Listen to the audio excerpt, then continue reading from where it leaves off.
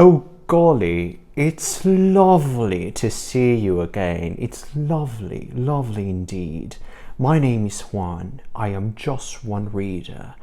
You're probably, hopefully, I would think, your favorite Mexican booktuber who just randomly talks like this because I am irreverent, I am eccentric, and I am drinking coffee. This video will be about my TBR, my reading TBR to be read list for the month of February. I have, I think, a pretty balanced list for my TBR. I think it's a mixture of different genres, different feels, vibes, and I think it's pretty balanced. I think it's pretty ambitious, but also hopefully achievable. But first, coffee. Today I am drinking in this lovely, gorgeous, huge mug. I am drinking a super big cup of a specialty coffee that I think is one of the best ones I've ever tasted. This is Mexican, of course.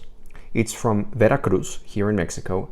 It is an organic, lightly roasted coffee, a honey kind of coffee. If you know specialty coffee, you know what I mean. It's a honey type of coffee, and it tastes like a pecan pie. It's like a dessert. You cannot believe this is only coffee, organic coffee. Probably the best coffee in the world comes from Mexico, just like your favorite booktuber. Right. So, secondly, this is just lovely. Secondly, I have changed slightly the angle here on my camera setting so that you can take a closer look or a different look to my new bookshelf corner, my new reading corner. Most notably, you can now see my Robin Hobb bookshelf right here with my metal glasses sculpture. It's one bookshelf completely dedicated to Robin Hobb. So there's the entire realm of the Elderlings, which I will be reading. I will be completing, hopefully, not hopefully, certainly, most assuredly, most definitely, I will be reading that in its entirety in 2022. So, what will I be reading or trying to accomplish in February? Well, first I will try to read The House on the Strand. This is by Daphne du Maurier, one of my favorite authors, who also has a pretty chunky part of my bookshelf completely to herself. You cannot see that, but it's right behind me, along with Donna Tartt. And Sarah Waters? Yeah. Sarah Waters, Donna Tartt, Daphne du Maurier, and Carlos Ruiz Zafón. I think those four authors have to go together. We go together. So, I tried starting this book this morning, and it was not a positive experience. But I was probably not in the right mindset. I've been doing the ketogenic diet, which is a very strict, very low, extremely low carbohydrate diet for a month now, and sometimes it really makes you feel like there's no energy left in the system. So maybe that's why I wasn't really connecting with this book, but I will try again. I will start over, and I will, for the love of God, I will be reading this in February. So this is The House on the Strand by Daphne du Maurier. Next, I am also reading The Paper Menagerie, which is a short story collection by acclaimed fantasy, magical realism, sci-fi author Ken Liu. I have already started this, and let me tell you, I have some feelings. I've read 3 stories. The first one was fine. The second one was weird and interesting. And the third one was fine, but it was a little too on the nose for me. Personally, I like the kind of short story, sci-fi, speculative fiction-y kind of like George Saunders, who also has a chunky part of my shelf. I don't know if you can see it. I think it's right behind me. That's it. This is my George Saunders part of the bookshelf right there.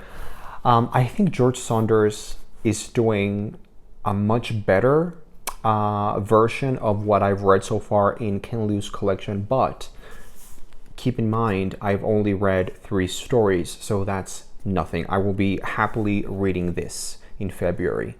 Then, I am reading Robin Hobb, because you bet your ass I am reading Robin Hobb. I will try to read the first 2 installments in the Rainwild Chronicles, which is the next series within the realm of the Elderlings that I have to read, that I have to conquer. People say that this is not a great one if you compare this series to the rest of her series, but it's pretty okay. It's pretty decent. I think I will be surprised by how much I enjoy this, because I think that's a reaction that many people have had. Like, they expect the series to be pretty awful, but then they actually enjoy it, even though it's not like the Tawny Man trilogy or the Live Ship Traders, but it's significantly, decent and interesting in its own way. So the first book is Dragon Keeper, and oh my god, look at these editions, are just to die for. Even if I completely hate the inside of these books, the outsides are so pretty. So that's Dragon Keeper, and the other one, I'm gonna have to put this here. The other one is Dragon Haven, another beautiful cover.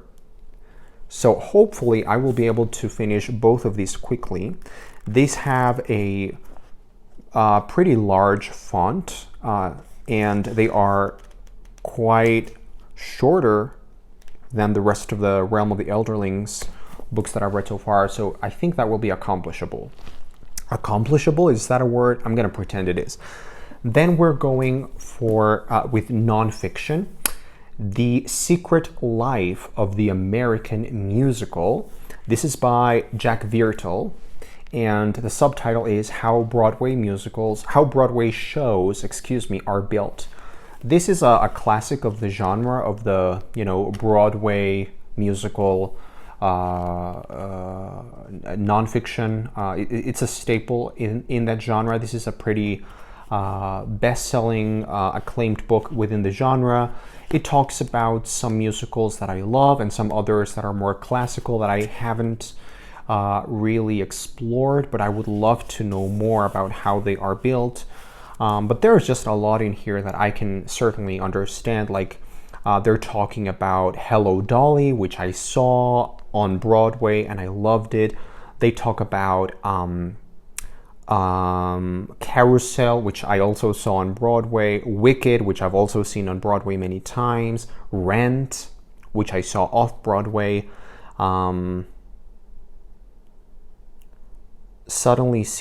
Suddenly Seymour from? Little Shop of Horrors, which I will see next month on Broadway. There is Hairspray, which I never saw. There's the Book of Mormon, which I adore. Gypsy, probably one of the best musicals I've ever seen that I haven't seen live. Yeah, so I think I'm gonna love this. Excuse me. More coffee.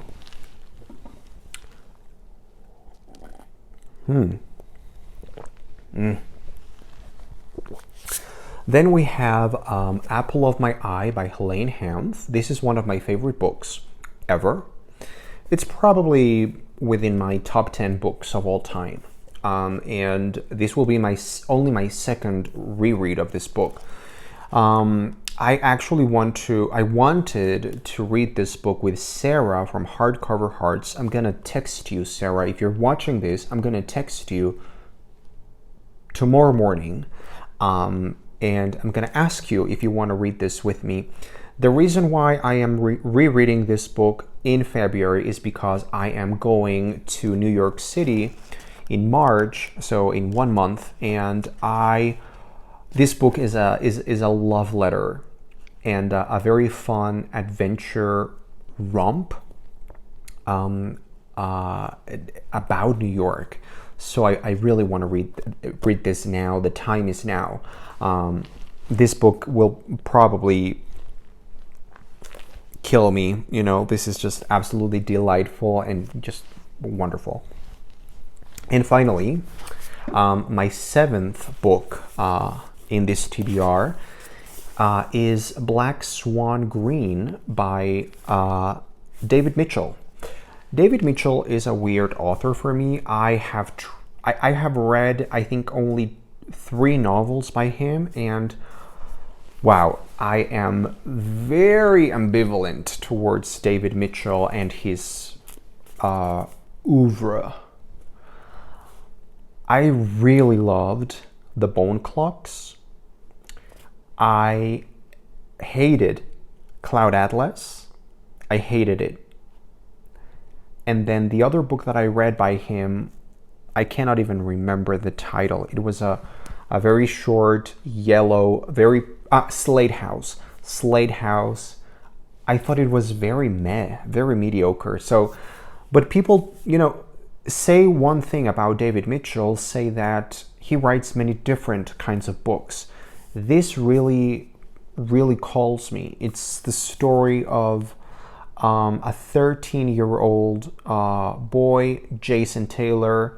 He lives in England in 1982 during the Cold War, and I don't even really know what it is, but it's short, and from what I hear, this is very different to the rest of the David Mitchell things out there. So that's my ambitious, hopefully balanced, hopefully achievable TBR for February. And now, because I mentioned that I am going to New York, I will be singing something. I will be singing a very recognizable, show-stopping Broadway number, completely making a fool of myself, because that's me, that's what I do. So here you go. Enjoy my making a fool of myself singing Defying Gravity from Wicked. It's the wizard who should be afraid of me. Something has changed within me. Something is not the same. I'm through with playing by the rules of someone else's game. Too late for second guessing. Too late to go back to sleep. It's time to trust my instincts. Close my eyes and leap. It's time to try defying gravity. I think I'll try defying gravity, and you can't pull me down. Cardio. Belt. No acepto las barreras que dicen no podrás. Si no las salto yo jamás sabré si soy capaz. Creí que era malo fracasar en el amor. Si fracasé, perder el alma es peor. Me voy en contra de la gravedad. Lo haré en contra de la gravedad y no me bajas ya. Dramatic pause. Gazing into the future. Unlimited. My future is unlimited. and I just had a vision almost like a prophecy. I know it sounds truly crazy, and true the vision says me, pero sé que estaré volando en contra de la gravedad, flying so high, defying gravity. They'll never bring me down. Suéltela. Ella no tiene nada que ver en esto. Soy yo a quien buscan. Soy yo. Soy yo. Voy hacia el horizonte donde se pierde el mar. Un mago me predijo, llegará tu hora de volar. Y aunque voy solitario, lo haré con libertad. Y a los que duden, take this message back from me. Tell them how I'm defying gravity.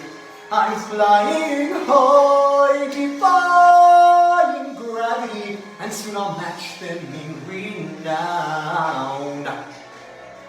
Y nadie aquí en todo os ni mago ni hechizo atroz haría que me bajé.